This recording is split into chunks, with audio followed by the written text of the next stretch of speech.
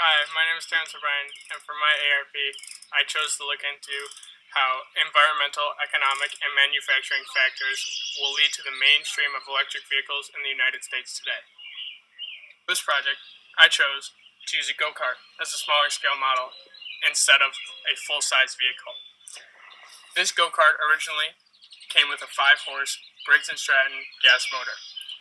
My product for this project was to convert it from that 5 horsepower gas motor into an electric motor ran on 48 volts.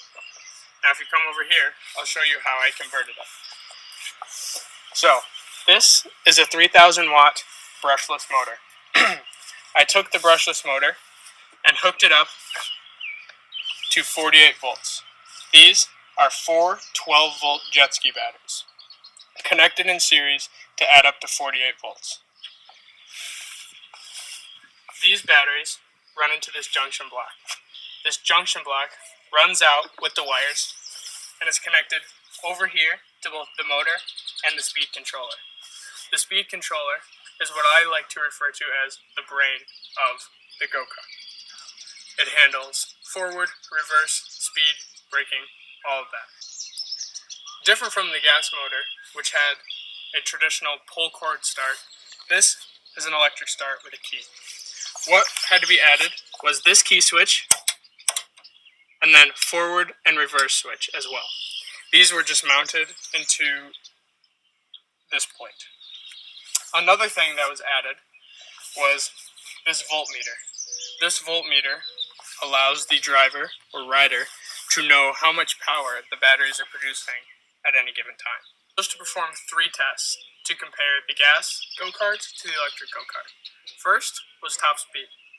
Second was range, or the total amount of laps around a traditional high school track.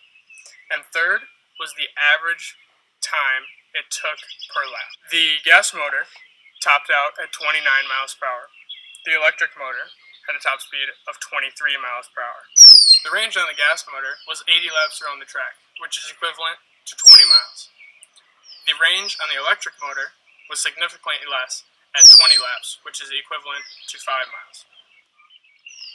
The average lap time on the gas motor was just over 32 seconds, with the fastest lap being 31.7 seconds. Where on the electric motor, the average lap time was just over 55 seconds, with the fastest lap being 40.6 seconds. Next, we will see step-by-step pictures of the conversion process. First, we see the go-kart with the 5 horsepower gas motor. Then, the go-kart stripped of the gas motor, getting ready for all of the electric components. The electric motor is then mounted. I used a plastic toolbox so everything could stay inside, both neat and hidden. The speed controller is then mounted to the box with the wires routed inside. A rubber mat is placed on the bottom of the box so the batteries don't slip. The toolbox is then mounted to the back of the cart. A new electric foot pedal, key switch, direction switch, and voltmeter are mounted, and the wires are ran into the box as well. Finally, the batteries are wired together in series, and the motor plus motor controller are plugged in and ready to go. Next, we will see footage from both the gas testing and the electric testing around the Liggett track. This first video is the gas testing, and this second video is taken from the electric testing.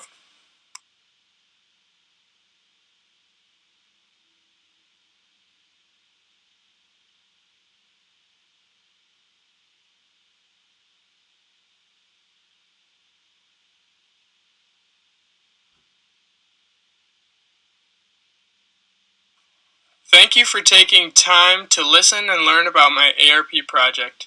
I can only hope that you enjoyed it as much as I did.